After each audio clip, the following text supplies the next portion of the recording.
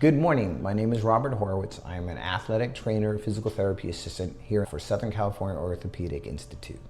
I've been with the company 20 years, and my background varies from professional sports to college to clinical. Our topic today is what is guided movement and how does it affect us, and why does it matter when you're in pain? Pain changes how we move without realizing it, and it hampers the way we move throughout the day. For example, let's say we are injured and we start limping, and that changes everything that we have, the way we move. So between the physical therapist and your doctor, we would be able to determine how your plan of care will go. So for guided movement, it will consider strengthening and flexibility and then rewiring yourself or rebooting. How does it help in the long term is that you will notice that your movements are freer, that you don't feel bound, and you won't be compensating or limping.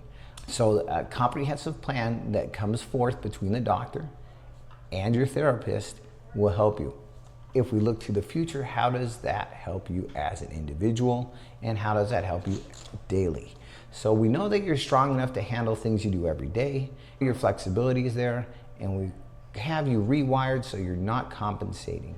So if we're limping or not, how does it affect the long term of your health is once we continue the continuum from acute phase to the rehabilitation phase to things you do every day, we hope that your movements are corrected so we don't see you back here with limping or muscle spasms or something where you cannot tolerate your daily activities.